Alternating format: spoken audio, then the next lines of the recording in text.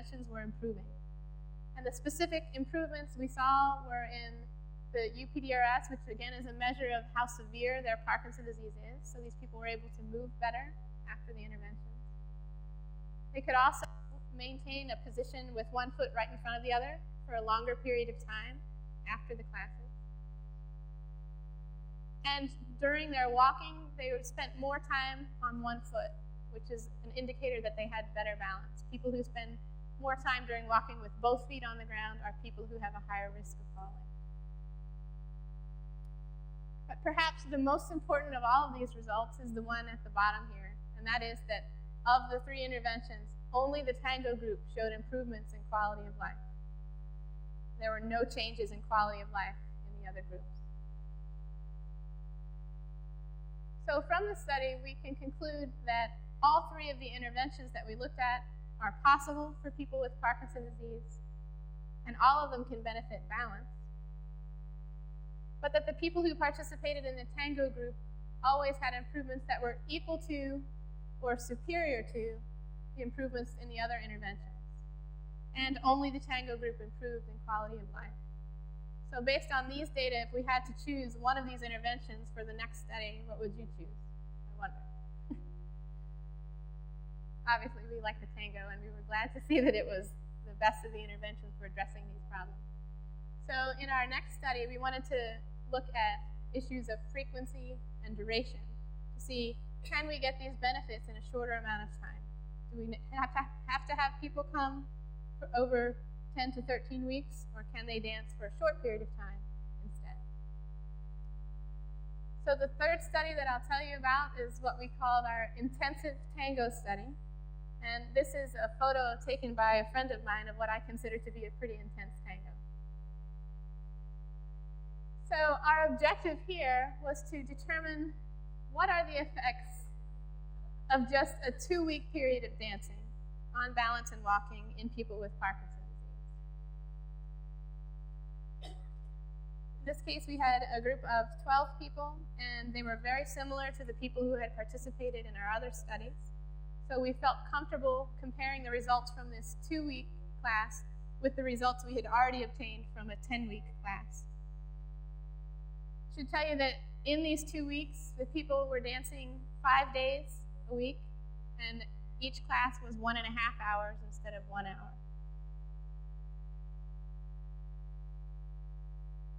So with this intensive tango, we did see improvements with just 2 weeks of dancing. And in fact, the improvements were significant for our balance measure and also for the time they were able to stand with one foot right in front of the other.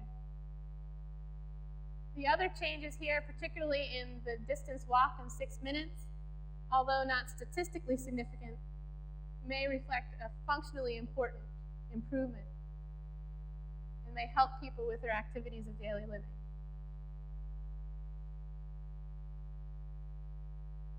We also saw changes in walking after just 2 weeks of dancing the tango. We saw an increase of walking speed for both forward and backward walking of 0.1 meters per second.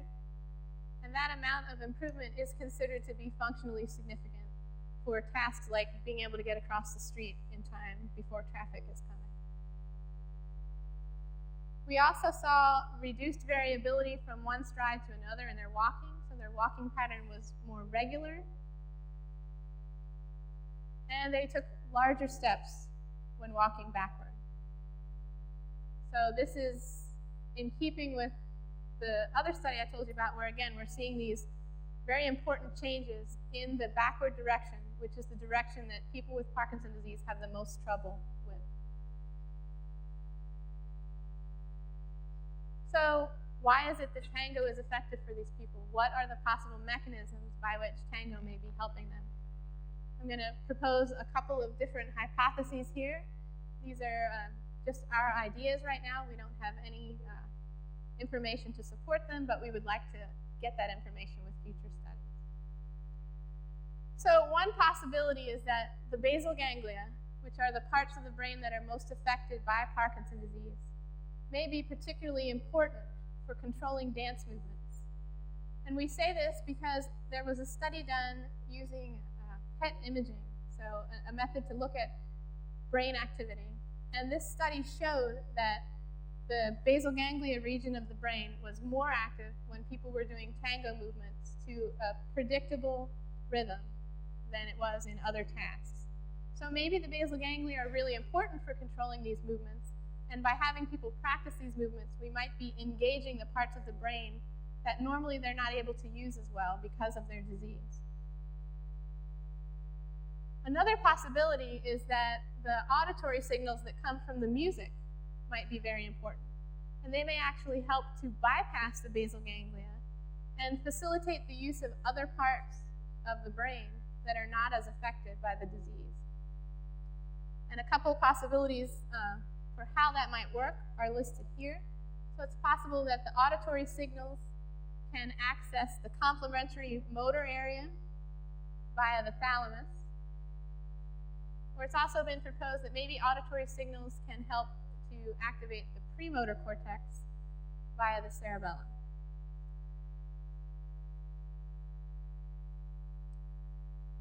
I think that the tango is particularly important because it is something that people enjoy, and as a result, it's something they're likely to continue to do. Adhesion to an exercise program or adherence to an exercise program is always a problem. In the United States, 60% of people who are older than 65 do not achieve the recommended level of activity, the physical activity that they're supposed to do each day to stay healthy and fit. And if we look at people with Parkinson's disease, they're typically even less active. So their activity levels are about 15% lower than healthy controls of the same age. And we know that social dance can help to facilitate motivation. So again, tango has that benefit to help keep people involved over the long term. So in summary, there are multiple alternative approaches to exercise that are feasible for people with Parkinson's disease. And the good thing about these forms of exercise is that they don't seem like exercise. We've heard that repeated again and again in the various talks, that it's important for people to be enjoying themselves while they're exercising and not to feel like it's a chore or a burden to exercise. Of the interventions that we've looked at so far, tango produces benefits that are equal to or superior to the other forms that we looked at, which were American, waltz and foxtrot, and Tai Chi. And these benefits can be obtained with just a very short intervention. So people only need to dance for 2 weeks to obtain these benefits, which is wonderful. So we would like to continue with this line of work in the future, and we have several questions that are outlined here. We still have a lot of work to do to figure out the ideal schedule for these interventions. So how often should people be dancing? How long should each class last? We also need to incorporate follow-up measures like Dr. McKinley did to see whether people maintain their benefits once they've achieved these gains.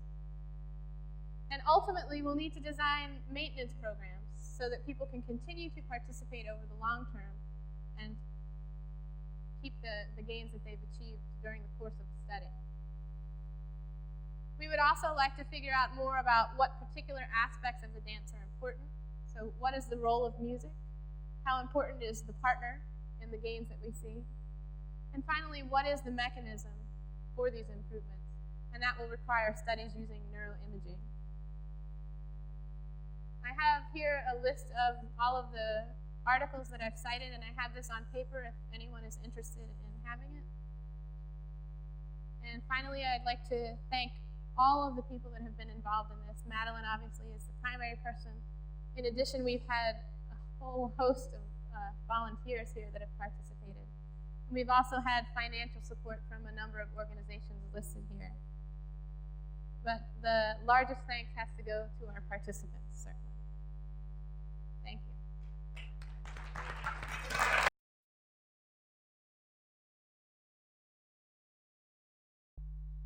Bueno, desde ya quiero agradecer a la gente de Rosario la gran idea que ha tenido en hacer esta reunión internacional y además el hecho de tener ya estar frente a ustedes para expresarle cuál es mi inquietud como cardiólogo y como tanguero, de qué manera el tango puede ser utilizado como una terapéutica alternativa en la hipertensión arterial.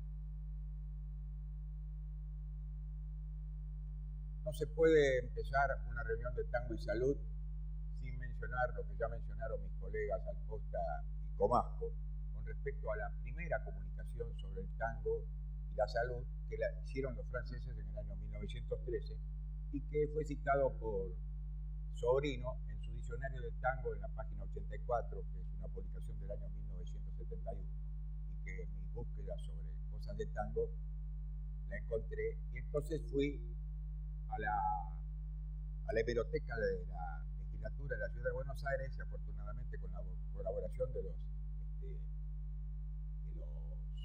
bibliotecarios, conseguí el artículo, que inclusive se los di a muchos amigos que se están dedicando al tango y la salud, sobre todo con respecto a los longevos. Así que no voy a repetir esto porque ya lo han dicho los otros colegas, pero sepan que ya en 1913 la Academia de Medicina de Francia ya decía de las bondades del tango para la salud.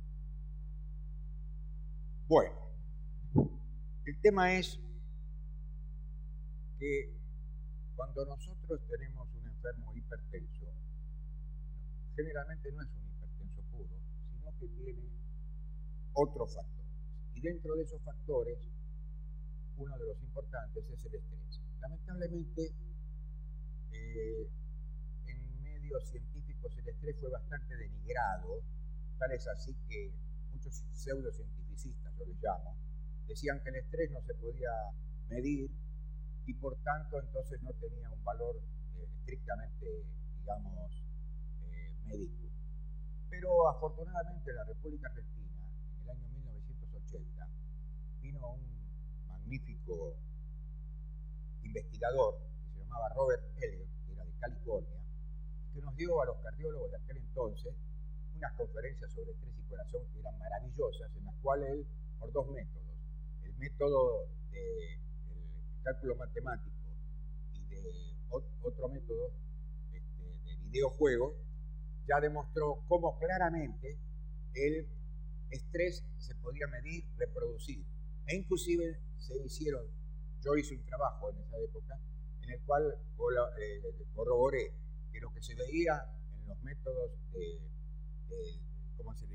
estrés se podían paragonar a lo que pasaba en el individuo en la ergometría. Entonces, tenemos que partir de la base, y lo tengo que decir, a pesar de que a lo mejor ya lo han dicho otros colegas, que cuando uno está ante una situación de estrés, el corazón y sobre todo el sistema simpático produce un aumento de la actividad cardíaca. Y eso produce un requerimiento físico, ante un requerimiento físico-psíquico, un aumento del volumen minuto. Y ese aumento del volumen minuto en las personas normales no produce absolutamente nada. Pero en los que están enfermos, en situaciones extremas puede llevar a una insuficiencia coronaria o a la hipertensión arterial. Entonces, seguimos insistiendo que el estrés emocional ya ahora está aceptado inclusive por la gente del Framingham, que es un factor de riesgo en hipertensión arterial. Y con este criterio les voy a mostrar lo que nosotros encontramos en un grupo de enfermos que hicimos un grupo de contención emocional, que se llamaba. Nosotros teníamos un grupo de enfermos que eran muy lábiles en su hipertensión y sobre todo en el estrés, el tipo de hipertensión que hay es la sistólica aislada. Bueno, junto con dos psicólogas sociales, en mi consultorio hice un grupo de 20 mujeres, eran 20 mujeres, en las cuales les hicimos como si fuese un grupo de alcohólicos anónimos o gordos anónimos, y entonces cada uno traía sus cuitas, cada una, mejor dicho, traía sus cuitas, las contaba y hicimos una planilla especial y le tomamos la presión antes y después de cada sesión.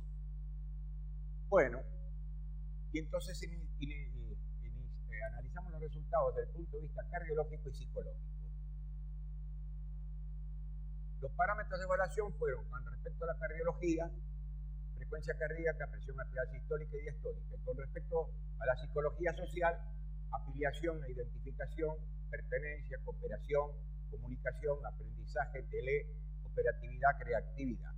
Y cada enferma tenía su planilla especial y después de X cantidad de tiempo hacíamos una evolución. Y después hicimos una evolución final.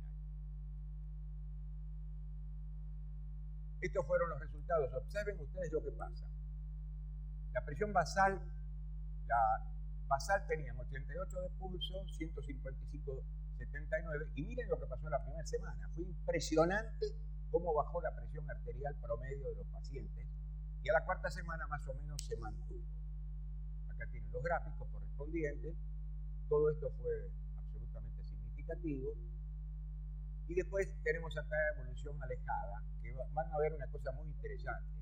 Ustedes observen cómo esas cifras, hoy en día, para que tengan alguna idea, en los trabajos de gran cantidad de pacientes para demostrar que una droga es efectiva, a veces con 12 milímetros de mercurio que bajan ya sacan resultados absolutamente significativos.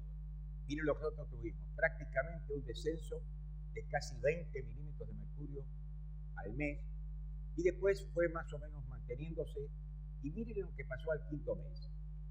En el quinto mes pasó algo muy interesante. Hubo la invasión a Irak, y también después al poco tiempo estuvieron las elecciones en Argentina. Todo eso redundó para que en nuestras pacientes aumentase la presión arterial. Miren lo que significa una situación de carácter mundial, una situación de carácter local conflictiva. Estos resultados nos han alentado para tratar de ver cómo el tango para nosotros es una cosa que se ha utilizado en muchas enfermedades. La prueba la hemos tenido acá y los hermosos comentarios que nos han hecho recién nuestras invitadas de Estados Unidos y otras personas acá del país, en el sentido de que el tango es una terapéutica alternativa, tanto en neurológica, en discapacidades. Acá hay algunos lugares donde se trabaja con discapacidades que son maravillosos, sobre todo en los Down, y yo he tenido el gran honor de que en mis actuaciones de tango, muchas veces una parejita de Downs sean los bailarines de mi actuación. Bueno, últimamente los amigos de la Fundación Favaloro han puesto una buena pica en Flandes, mejor dicho, una pica en Buenos Aires o en Argentina, y nos han mostrado de que el tango puede ser un elemento muy importante para rehabilitar los coronarios. Y ya han escuchado a Patricia con respecto a los longevos y a la doctora que también nos habló con respecto al Parkinson. Así que eso me inhibe de mayores comentarios. Hay que decir que entonces esa acción del tango no es solamente benéfica en la esfera del ejercicio, sino que agrega un factor socializante, que ya ha sido dicho, y psicológico. Y me atrevería a predecir entonces cómo es un elemento antiestrés. Lógicamente, como yo demostré antes, que cuando trabajamos sobre el estrés en grupos de ayuda, bajamos la presión arterial y en algunos pacientes tuvimos que bajar la terapéutica, nos pareció que la música terapia por el tango puede tener un lugar en el tratamiento de hipertensión arterial. Y yo lo que les vengo a mostrar a ustedes es un proyecto, todavía no resultado, que con mucho gusto he traído algunas copias del proyecto para que los que quieran las lleven, y que a lo mejor en otra próxima reunión podamos aunar los resultados y tener un poco más de información sobre este tema y decidir si verdaderamente la musicoterapia por el tango puede ser útil en la hipertensión arterial. Antes, por lo que veo acá, uno de los concurrentes me está haciendo así con la cabeza porque hemos hablado muchas veces en pequeños comités. Yo creo que de acá tiene que haber un concepto, que la musicoterapia por el tango no puede ser exclusiva de ninguna especialidad. Tiene que ser en el futuro una terapéutica multifactorial, multidoctrinaria. Tenemos que aunarnos los médicos con los psicólogos, con los bailarines, con los profesores de educación física, con todas las terapias que ustedes consideren, para tratar de aunar esfuerzos y aunar factores que puedan influir para tener mejor salud. Bueno, nuevamente acá tenemos los factores de riesgo y el estrés emocional, que es el que nos ocupa, como factores que pueden ser modificables. Eso es la gran ventaja que tienen estos factores. Bueno, el programa que les voy a presentar es determinar por un examen clínico, electrocardiograma, laboratorio, un estado del paciente hipertenso y los factores de riesgo que tiene agregados y volcarnos en una historia clínica especial que está presentada. Evaluar por ergometría cuando se pueda, con un protocolo especial que es un Bruce modificado. Los protocolos de ergometría tienen diversas cargas de trabajo y modificar el esquema de Bruce, produciendo que la primera carga en lugar de 5 grados de pendiente, porque se hacen cintas, sea de 10 grados, sea de 5 grados, hace que esa actividad sea un poco más lenta y pueda producir en el paciente lo que se llama el steady state para los americanos o el estado estable para nosotros, que es que el organismo se vaya adaptando mejor a ese requerimiento psicofísico que tiene al hacer una ergometría. O sea que busque una mejor homeostasis.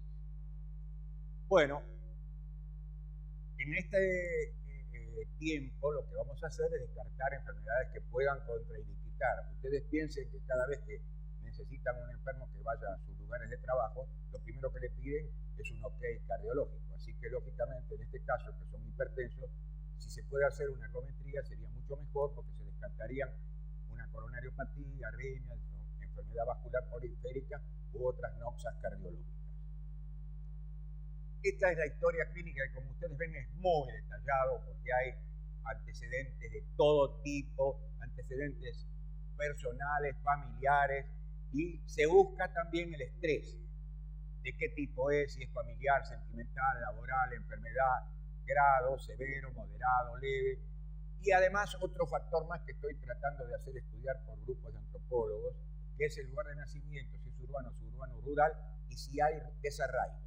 Yo tengo la opinión de que el desarraigo es otro factor a tener en cuenta como elemento de agravamiento de la hipertensión arterial. Y tenemos ya algunas referencias al respecto. Bueno, acá es enfermedades patológicas, si es que han tenido, y después cómo se evalúan los parámetros al iniciar el proyecto y la primera evaluación que se hace generalmente a la semana, después al mes, después a los 3 meses, etc.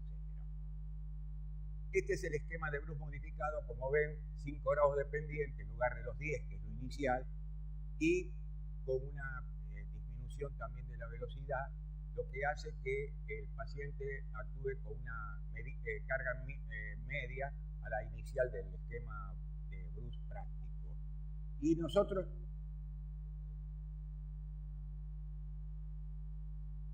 se puede comparar de muchas maneras. Yo le voy a explicar.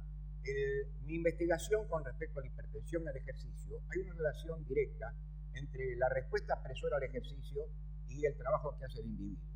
Porque usted al iniciar un ejercicio tiene que aumentar la frecuencia y la presión arterial para que haya una buena volumen minuto que llegue a los. Y eso es una cosa fisiológica. Normalmente en cada carga de trabajo tiene que aumentar 10 milímetros de mercurio.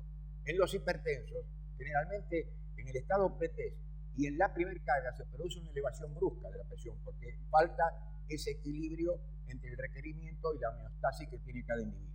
Por ese motivo, nosotros siempre en nuestros trabajos tratamos de evaluar al hipertenso también en el ejercicio, porque consideramos que el individuo, las 3/4 partes de su vida, está en actividad tanto psíquica o física, y únicamente una 1/4 parte de su vida está durmiendo, salvo el que trabaja de noche. Pero entonces es ridículo, como lo decía en su momento Robert Elliott, quedarnos contentos con la presión arterial tomada en el consultorio en condiciones basales cuando el individuo está corriendo 3/4 partes de su vida. Les pido que me disculpen, pero tengo una discordancia entre cada una de las cosas. Bueno, esto se los robé a los muchachos de la Fundación Favaloro, les pido mil disculpas que me acepten, no es un plagio, sino que es un agregado. Dividimos el universo en 2 grupos, como lo dividieron ellos, en baja capacidad funcional, buena capacidad funcional. El grupo A, como corresponde, deberán iniciar su actividad bailable con tangos lentos, y también esto es de ellos, organito latano, gira, y ciruja. Las cosas buenas hay que imitarlas y no criticarlas. En el grupo B Iniciarán con tangos de nivel 2, el choco, derecho viejo, la yumba, etc. Y la actividad bailable será como mínimo 2 veces por semana, lo ideal es 3, y lógicamente de 1 hora, tal cual como lo han dicho todos ustedes, yo no agrego nada, cada uno lo adapta, digamos, a su lugar de trabajo. Ahora sí la pegué. Previo al baile, los pacientes se les tomará la frecuencia del pulso y la presión arterial sentado, como son las normas de toma de presión arterial. Y se repetirán luego de cada sesión, y estos valores van a ir a una planilla especial que ya después la van a ver. A los 30 días se realizará un nuevo control ergométrico, se evaluará la dosificación de la medicación antihipertensiva, a los 60 días un nuevo control, y luego según la evolución y la necesidad de cada individuo. De acuerdo con la evolución de la capacidad funcional y respuesta de su presión arterial, los pacientes podrán aumentar el nivel de actividad de nivel 1 a 2 y de nivel 2 a bailar milongas. Así que también es del amigo Comasco y Pedrón. Esta es la planilla de cada individuo para evaluación. ¿Ve? Está la fecha, frecuencia, presión y día por día de sesión. Esto es pre-baile, esto es post-baile. Cada enfermo tiene su propia planilla. Cada paciente tendrá una hoja de evaluación clínica y ergométrica para hacer el seguimiento individual y grupal y así demostrar si la musicoterapia tiene un lugar o no en el tratamiento de la hipertensión arterial con nuestro querido tango. Esta es la planilla de evaluación alejada, está el pulso, presión, un comentario y la evaluación ergométrica en los enfermos que se puede hacer. Esto se puede implementar en varios lugares. Puede ser en centros de rehabilitación, puede ser en centros de jubilados, pueden ser en centros de tercera edad, pueden ser en geriátricos. Yo ya llego a Buenos Aires y empiezo a hacer esto en un centro de jubilados importante que hay en Flores y en 2 centros de jubilados que hay en la zona de Palermo. Así que los que quieran van a tener, digamos, la planilla dentro de cierto límite, después haremos a lo mejor fotocopias y vamos a ver si en otra oportunidad yo voy a traer mis resultados y espero que alguno prenda esta invitación y sí. Bueno, les voy a explicar. Lo ideal es llamar, en esta altura de nuestra reunión, hay que llamarlo tangoterapia, no musicoterapia. Lo que pasa, les voy a explicar. Estamos un poco imbuidos porque en la literatura se empezó hablando de musicoterapia. Y lógicamente el tango ha sido un boom a nivel internacional y ha sido un boom más importante antes que nosotros, porque verdaderamente si ustedes ven los trabajos de la Universidad de Exeter en Inglaterra, en California, en Canadá y en Long Island, en Nueva York, se quedan estupefactos de ver la cantidad de lugares de tango en el cual se enseña y además se utiliza como musicoterapia, digamos. Pero la verdadera palabra, aprovechando que usted lo ha dicho y para dejar bien sentada la situación, es tangoterapia.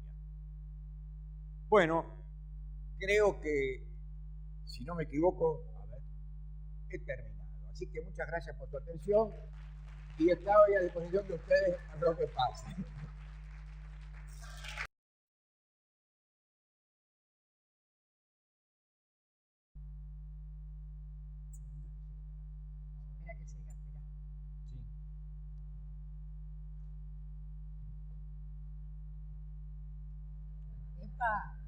Y no han visto todo todavía.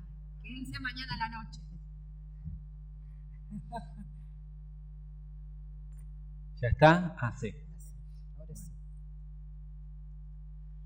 Bueno, entonces nuestro tema, antes que nada, ¿cómo están? Hola. Y bueno, que fantástico, me parece todo esto una fiesta, realmente es una fiesta, yo lo siento así, estamos festejando este encuentro que por suerte lo concretó en hecho Marisa, ¿no? Se pasó, genial, porque